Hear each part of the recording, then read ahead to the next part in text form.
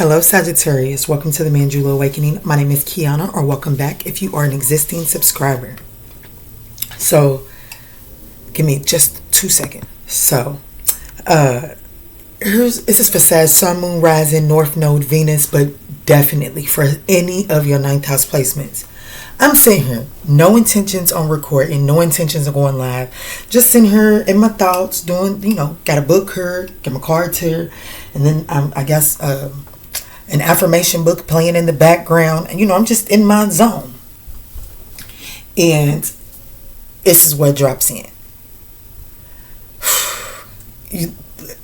You know that one situation that you waiting for to come back around, or you waiting for it to finally get right so you can have what it is that you want with it, right? So for the sake of this, I'm going to go ahead and deliver this perspective as if this is a romantic partner, but it does not have to be. It could be a family member, it could be a boss, it could be a position at a job, whatever the case may be. Use your imagination. So let's just say we waiting on Billy Bob to come back around to us, right? So I was sitting here and I'm like, well, what is this energy? You know what I'm saying? Like, what creates that, like, what is the reason for that longing? What is the purpose for that longing, right? I don't know. Because what came through didn't answer that question, but it was like a damn moment. So it was this third party entity, right? That comfort zone that your person has found and that they run off to.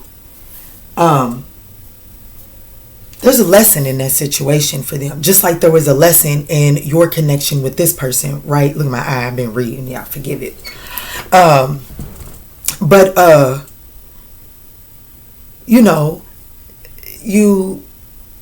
I'm going to pull cards, but before I pull cards, because I know for a fact the storyline is going to hit here, because it's like once this perspective can change, healing can take place, and you can then begin to align with your destiny.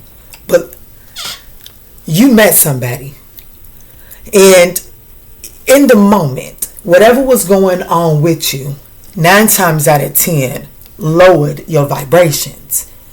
And in that state of lower vibrations, even though you didn't habitually occupy this space, you was occupying it at the time. And at that time of occupancy, you encountered something. And you encountered something that stuck, right?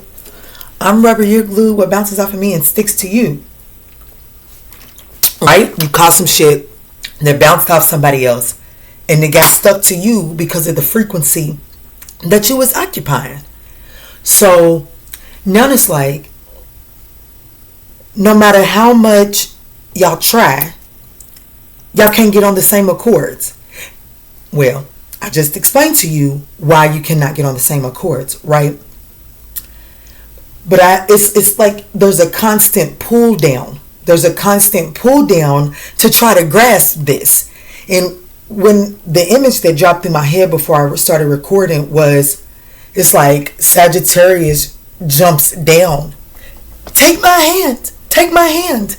And then once they've taken your hand, there's nobody to pull you up, because everybody up there already knows what it is that you're bringing up to their energetic space. And they know that once that makes it to this energetic space, there's a tower moment in this energetic space. And when a tower moment happens, there are, fragments that go everywhere. So that whole energetic frequency, in one way or another, feels the catastrophic tower moment that comes through. So they up there and they like, no, I'm not pulling you up. No, I'm not pulling you up. And then you're like, well, damn, y'all just betrayed me. And then that thought it lowers you down. So then it's like you become lower and lower and lower. And so when it feels like you at your lowest, then y'all can match. But then there's something about it, about linking up with this person and matching with this person. Your body fights it. It's like when we get these transplants and stuff. I don't give a fuck if it matches. Everything matches. If your soul, if your temple don't want it, it rejects it. There are a lot of people that go through transplant surgeries and it's rejected. So, this is really saying like,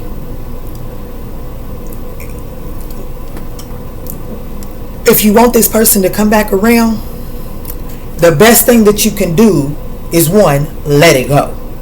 Let it go. Two, if it's not one of those situations that you can just completely let go of, then you can send energetic frequencies to that person for them to acquire their karmic lessons. Don't wish no bad on this person. But it's saying, I know this is my person. I know when shit is good, shit is good. You know what I'm saying? But when shit is bad, oh my gosh, it's bad, right? So instead of fucking, I don't want to bother this person, or whatever the case may be, send to them the strength and the endurance that they need to acquire their karmic lessons. And I'm going to be honest with you. Your girl's going through a little bit right now, and I'm single, honey, single as a Pringle, and that's and right now in my space in life, that's the best thing, because I have to focus. I got so much loving on me to do. I can't afford to really spread that in a way that it is required when you're romantically attached to someone. You feel me? So, but anyways, this is that energy of, okay, thank you, Spirit. There's a situation around me. I want to fix it. I want to fix it. I want to fix it. But the body is rejecting it. Not my body. The fixing that I want to do is being rejected. Going back to the transplant comparison. I'm trying to transplant my health. Good intentions, pure intentions, nothing, just pure love, right? And try to transplant it into the body. But the body is rejecting it. Why is the body rejecting it? God, why? I don't want nothing from him. You ain't got to give me nothing in return. Just let me fix it. It's on the house, my peoples, but the body's rejecting it. So then it's like, well, fuck. Well, why is it being rejected? Well, what if you pour your all? What if you give us a heart transplant? Let's say that my life is done. My life is complete. I want to do a heart transplant for somebody, right? And I'm sure it's impossible to do that, but we're just gonna use our imaginations here. And so the doctors kill me to help somebody else, but they're not done living out their karma. They're not done doing what they, maybe through that bad heart, they are meant to look back at all the times that they didn't use it in the right way. And I'm getting a little philosophical here, but all the times that this heart, now it's weary, now it's wore out. But there were situations where they drove by a mother and a child on the side of the street who you could tell was hungry. Or you talked about somebody when you knew you could relate, when you knew you had something that could benefit somebody, but instead of doing that, you talked about them. And through all of that reflecting and seeing how somebody's not using their heart, they ain't done it yet. So now they're getting ready to get your good heart and do the same damage to it. So it's got to be rejected. Now, take this to a relationship for those, but use your imagination. Timmy left you. Timmy left you and went to Sarah. Sarah's got a lesson for Timmy. A lesson you could never teach Timmy.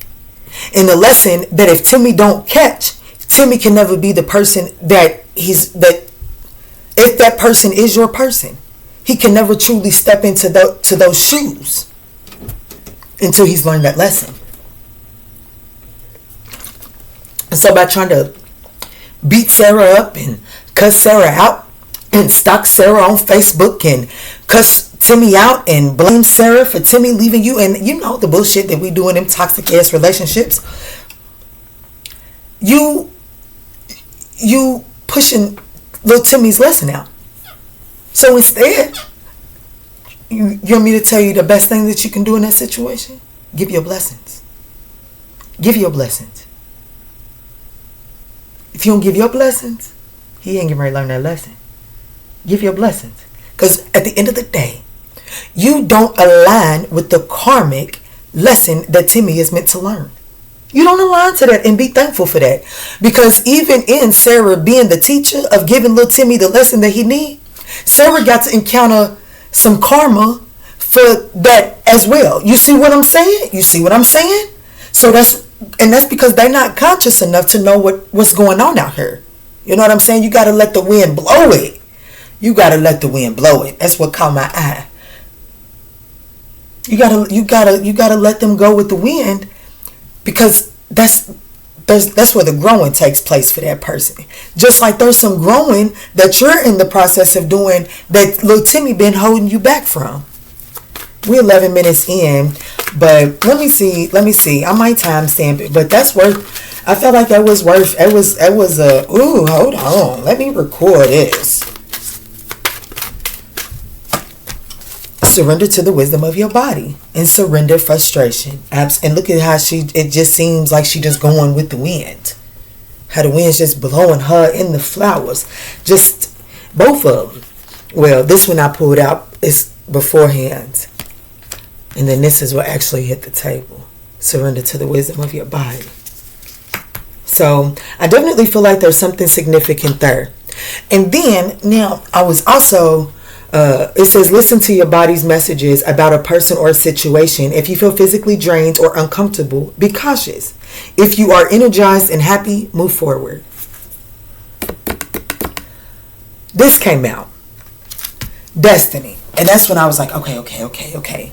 That resonated with the morning message, the daily increase from, this is the game change. This is a game changer, is what these two cards right here was telling me, right? For me, and it was just 12/15. That's my birthday right there. Bam. So that's what it was telling me as a reader, right? And then I was looking at the bottom of the deck, and excuse me, Sag. I seen school and ending, right? I didn't even go this far back, but look what's right here. Water, surrender. I'm telling you. But school ending her. I didn't even focus on the title of the card. I automatically just started looking at the pictures. Now, I don't know if it's going to translate, but you see that little calendar back there? It says March 11th. Friday, March 11th. But September's upside down, and that's what caught my attention, right? Let me tell you something. I was like, well, shit, let me see what years was Friday, March the 11th on, right? Because March is what's upright. September's upside down. But yo, check me out. So I looked it up, right? I think I still got it up. So I looked it up. And I was like, oh, okay. The deck was probably created last year. Because Friday, March the 11th was 2022. And then, but this is a calendar of all Fridays that have been the 11th day of the month, right? So I get curious. I get to looking at it. You know, for me, a lot triggered me in 2020 to put me on to really realizing that it's time to stop playing with this life of mine and realize it's time to put into work, right? It happened in 2020 for your girl. So I was like, okay, Friday, September the 11th, 2020. Okay. I thought about what was going on in my life then. Then December the 11th in 2020 was on a Friday. And so I was like, okay, let me see how many Friday the 11th is in, spirituals on this, is in 2023. One. Guess the day. September the 11th. Look at that. I was like, okay. So you try and talk to me. And when Friday, August the 11th comes around, it'll be 9 months since we've had a Friday of the 11th, right? So there's something significant. You know, nines is wrapping shit up. Wrapping it up so you can get into the next cycle. Nines is closing that shit out. And it's the only one for the year. Some shit is closing out in 2023 for the ninth house. If you focus on your ninth house in 2023, I feel like that allows you to transition into a brand new cycle. Now, there's one, I'm going to come up off this because I didn't even go this deep. There's one in 2024 as well, and it'll be 14 months since August the 11th of 2023. So there's something there. I'll have to look into that a little bit more, and that's October the 11th as well. So that was something I was like, okay. And then, looking here, water, surrender, clouds, distraction, medical staff, healing. I feel like even though that there's healing taking place, I feel like someone's emotions is distracting them from being able to really completely surrender to healing, right? And like I told you, Sag, I don't mind I do mind to be too personal, but I don't mind to give you a little bit. I just had a cousin tell me that, you know what I'm saying, that, even though I don't even remember where we was at, y'all.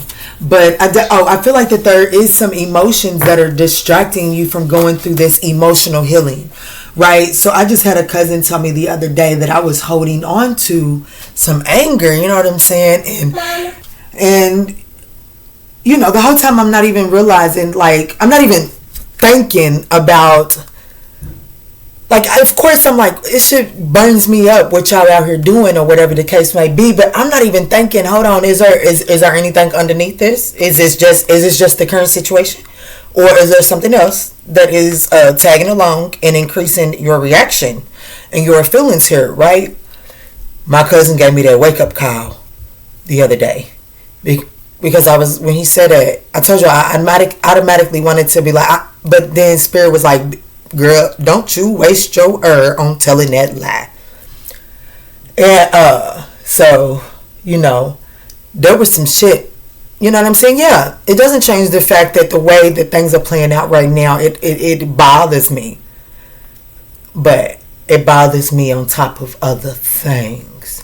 And those other things is preventing me. It's adding to the body rejecting the transplant. It's adding to the reasons as to why the body is rejecting what I'm trying to give it to fix it, right? It's also increasing my need and my desire to fix it. It's affecting everything around it, right? So I feel like that there's something there. Sag, I was gonna pull cards, but I feel like that this is pretty much it. And I pulled 2 cards. Well, pulled one in the reading, and then we talked about these other cards. But I definitely feel like that when you're around people, if you can just, especially those assignments, and then for some of us, those contracts. If we pay attention to how our body is feeling in those situations, it is trying to tell us something. Because it was literally my body that kept me from lying. You feel me? Tell my cousin, I ain't holding on to no anger. I'd have been ashamed of myself to walk away. And after I said that I wouldn't hold on to anger, you know what I'm saying? Because it was immediate realization. So I feel like that something is trying to close up for you here, Sag. And I feel like, honestly, that this what's ending is the thing that's been hurting you so much that you didn't even realize that you was watering it. I was on Facebook the other day and somebody took a picture of something. They said that it was brown. It was a plant in the backyard. They said it was brown, so they started watering it, brought it back to life, and I started reading the comments. If you know anything about a Virginia creeper, that thing is going to take some shit over. And everybody in the comments was talking about, you just woke the dead, prepare yourself. They was just like, oh my gosh, it's getting ready to go over and hide everything. And so it's like, you don't even realize what it is that, it's like you have a Virginia creeper inside of you. And you continuously water it. And then you wonder why you're overtaken with so much. Like, you wonder why you can't see the authentic parts of you. It's because you've been unknowingly watering a Virginia creeper. And as pretty as it is, it can overtake. It can overtake.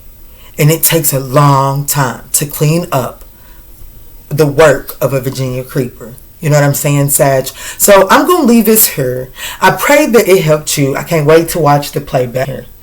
I love you, Sag, and I hope that this message offered you some guidance on your journey. If this message resonated, we would appreciate that thumbs up down below. And in all that we say and in all that we do, let's choose peace, Sag. I love you.